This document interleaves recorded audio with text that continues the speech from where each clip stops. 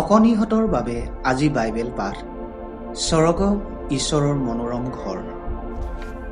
যেতিয়া যীশু এই পৃথিৱীত নিবাস কৰিছিল, তেতিয়া তেওঁৰ শিষ্যসকলক স্বৰ্গৰ বিষয়ে কৈছিল। তেওঁ তাক মোৰ প্ৰীতি ঘৰ কৈছিল আৰু কৈছিল যে তাত অনেক অট্টালিকা আছে। অট্টালিকা হৈছে অতি বৃহৎ মনোৰম ঘৰ। পৃথিৱীত থকা ঘৰবোৰতকৈ স্বৰ্গ অতি বৃহৎ আৰু মনোৰম। যীশুৱে কৈছিল, মই তোমালোকলৈ ঠাই যুগুত কৰিবলৈ যাওঁ, আৰু মই তোমালোকলৈ যদি ঠাই যুগুত কৰোগৈ, মই আকৌ আহি তোমালোকক মোৰ ওচৰলৈ লৈ যাম। মৃত্যুৰ পৰা জীৱিত হৈ উঠাৰ পিছত যীশু স্বৰ্গলৈ গ'ল। শিষ্যসকলে চাই থাকোঁতে যীশুক ওপৰলৈ নিয়া হৈছিল আৰু এচপা মেঘে তেওঁলোকৰ দৃষ্টিৰ আগৰ পৰা তেওঁক গ্ৰহণ কৰিলে। যীশু উভতি আহি তেওঁলোকলৈ যোৱা যি প্ৰতিজ্ঞা, সেই প্ৰতিজ্ঞাক খ্ৰীষ্টিয়ানসকলে সোঁৱৰণ কৰে। যীশুৱে কৈছিল যে আশা নকৰা সময়ত তেওঁ অকস্মাতে আহিব, কিন্তু তেওঁ উলটি অহা আগতে মৃত্যু হোৱা খ্ৰীষ্টিয়ানসকলৰ কি হ'ব? বাইবেলে কৈছে যে তেওঁলোকে পোনে পোনে যীশুৰ লগত থাকিবলৈ যাব। শৰীৰৰ পৰা অনুপস্থিত হোৱাই প্ৰভুৰ লগত উপস্থিত হোৱাকে বুজায়। স্বৰ্গখন যে কিমান মনোৰম, এই বিষয়ে বাইবেলৰ শেষ পুস্তক প্ৰকাশিত বাক্যই কয়। আশ্চৰ্যজনক বিষয়টো হৈছে যে অতি বিশেষ ধৰণে স্বৰ্গ হৈছে ঈশ্বৰৰ ঘৰ। ঈশ্বৰ সকলোতে চিৰবিৰাজমান, কিন্তু তেওঁৰ সিংহাসন স্বৰ্গত আছে। স্বৰ্গদূত আৰু আন স্বৰ্গ নিবাসীসকলে স্বৰ্গত ঈশ্বৰৰ সেৱা আৰাধনা কৰে। মৃত্যুৰ দ্বাৰা স্বৰ্গলৈ যোৱা ঈশ্বৰৰ লোকসকলেও সেই একেদৰে কৰে। তেওঁলোকে ঈশ্বৰলৈ বিশেষ স্তুতি প্ৰশংসা গীত গান কৰে।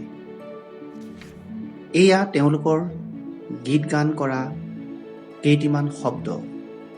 তুমিহে যোগ্য, কিয়নো তুমি হত হলা, আৰু সকলো ফৈদ, ভাষা, ৰাজ্য আৰু জাতিবিলাকৰ মাজৰ পৰা ঈশ্বৰৰ উদ্দেশ্যে প্ৰজাসমূহক নিজৰ তেজেৰে কিনিলা।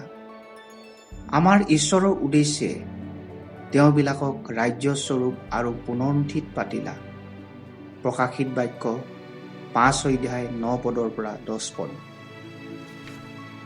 বাইবেলৰ শেষৰ পৃষ্ঠা কেইখনে স্বৰ্গক নতুন জেৰুচালেম বুলি বৰ্ণনা কৰিছে। ই অতি বৃহৎ আৰু বাইবেলৰ ফালে সুউচ্চ দেৱাল আছে। দেৱালবোৰ সূৰ্যকান্ত মণি, নিৰ্মল আৰ্চিৰ দৰে। গড়বোৰ, ভিত্তিমূলবোৰ আটাইবিধ বহুমূলীয়া মণিৰে বিভূষিত আৰু বিভিন্ন ৰঙেৰে জকমকাই থকা। নগৰখনৰ প্ৰতিটো দুৱাৰ এটা ডাঙৰ মুকুতাৰে সজা। মুকুতাৰে সজ্জিত সেই দুৱাৰবোৰ কেতিয়াও বন্ধ নহয়। ভিতৰলৈ প্ৰৱেশ কৰি চাৰিওফালে নিৰীক্ষণ কৰোঁ আহা।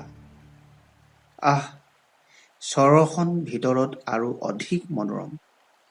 নগৰখন বিশুদ্ধ সোণেৰে সজা আৰ্চিৰ দৰে নিৰ্মাণ, আনকি আলিবোৰো সোণেৰে সজা। ঈশ্বৰৰ সিংহাসনৰ পৰা এই অতি মনোৰম নিৰ্মল নদী, জীৱন জলৰ পানী বৈ থাকে। নৈখনৰ আনফালে জীৱন বৃক্ষ আছে, যি বৃক্ষ প্ৰথমে এডেন বাৰীত পোৱা গৈছিল। এই বৃক্ষ বিশেষত্বপূৰ্ণ। ইয়াত 12 বিধ বিভিন্ন ধৰণৰ ফল উৎপন্ন হয়। প্ৰতি মাহে এবিধ বেলেগ ফল। জীৱন বৃক্ষৰ পাতবোৰ হৈছে জাতিবোৰৰ সুস্থতাৰ কাৰণে। পোহৰৰ কাৰণে সূৰ্য চন্দ্ৰ প্ৰয়োজন নাই। ঈশ্বৰৰ গৌৰৱে এক অপূৰ্ব পোহৰেৰে গোটেইখন আলোকিত কৰে। তাত কেতিয়াও ৰাতি নহয়। স্বৰ্গত থকা জন্তুবোৰো বেলেগ ধৰণৰ। সকলোবোৰ জন্তু শান্ত আৰু বন্ধুত্বৰে পূৰ্ণ। ৰাং কুকুৰ আৰু মেৰবিলাকে একেলগে ঘাঁহ খায়। আনকি ডাঙৰ ডাঙৰ সিংহবোৰেও বলধৰ দৰে ধান খেৰ খায়। প্ৰভুৱে কৈছে, মোৰ পবিত্ৰ পৰ্বতত সিহঁতে আঘাত বা ধ্বংস নকৰিব। চাৰিওদিশে লক্ষ্য কৰোঁতে আমি দেখিবলৈ পাওঁ যে স্বৰ্গত কিছুমান বস্তু নাই। খঙেৰে পূৰ্ণ শব্দ কেতিয়াও শুনা নাযায়। কোনেও কাজিয়া কৰা নাইবা স্বাৰ্থপৰ হোৱা নাই। দুৱাৰবোৰত তলা লগোৱা নাই, কিয়নো স্বৰ্গত কোনো চোৰ নাই। তাত মিছলীয়া, নৰবধী, যাদুকৰ বা আন কোনো দুষ্ট লোক নাই। স্বৰ্গত কোনো ধৰণৰ পাপ নাই। স্বৰ্গত ঈশ্বৰৰ লগত চকুলো নাই। কেতিয়াও এই জীৱনত লাভ কৰা দুখ বেদনাৰ কাৰণে ঈশ্বৰৰ লোকসকলে ক্ৰদন কৰে। স্বৰ্গত ঈশ্বৰে আটাই চকুলো মচি পেলাব। স্বৰ্গত আনকি মৃত্যু নাই। ঈশ্বৰৰ লোকবিলাক চিৰদিন প্ৰভুৰ লগত থাকিব। দুখ সুখ আৰু নাথাকিব। ক্ৰদন নাথাকিব। কষ্ট বেদনাও আৰু নাথাকিব।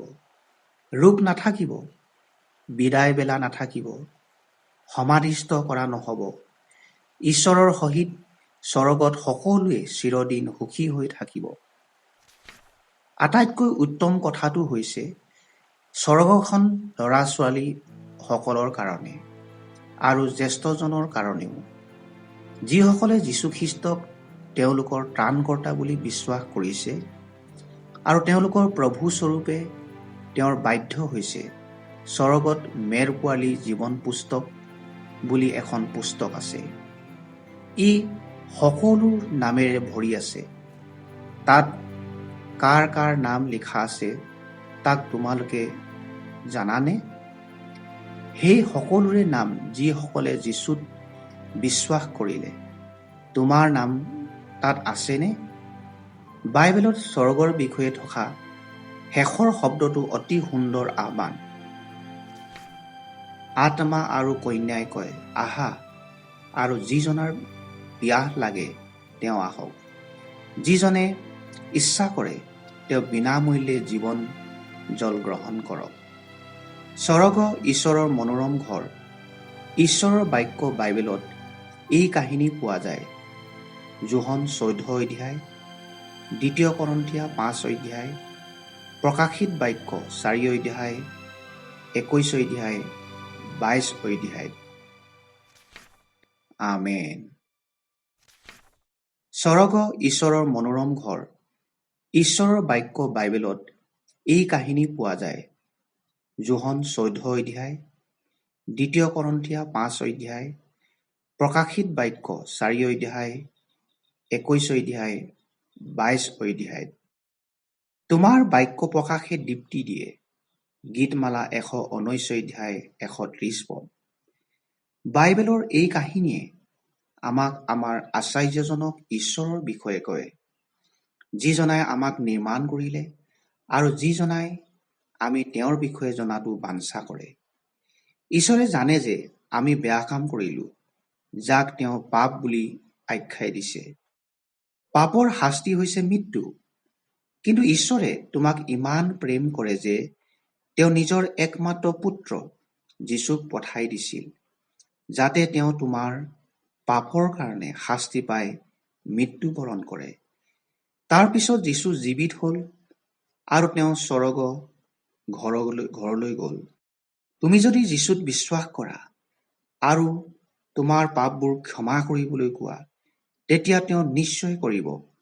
তেওঁ এতিয়া আহি তোমাক নিবাস কৰিব আৰু তুমি চিৰকাল তেওঁৰ লগত নিবাস কৰিবা। তুমি যদি এই সত্যত বিশ্বাস কৰা, তেতিয়া ঈশ্বৰক এইদৰে কোৱা, প্ৰিয় যীশু, মই বিশ্বাস কৰোঁ যে আপুনি ঈশ্বৰ। মোৰ পাপৰ কাৰণে মৃত্যুবৰণ কৰিবলৈ আপুনি মানুহ ৰূপ ধাৰণ কৰিলে আৰু এতিয়া আপুনি আকৌ জীৱিত। মোৰ জীৱনলৈ আহক আৰু মোৰ পাপবোৰ ক্ষমা কৰক, যাতে এতিয়াই মই নতুন জীৱন পাব পাৰোঁ আৰু এদিন চিৰদিনৰ কাৰণে আপোনাৰ লগত থাকিবলৈ আপোনাৰ ওচৰলৈ যাব পাৰোঁ। আপোনাৰ বাধ্য হৈ আপোনাৰ সন্তানৰ দৰে আপোনাৰ কাৰণে জীয়াই থাকিবলৈ মোক সহায় কৰক। আমেন।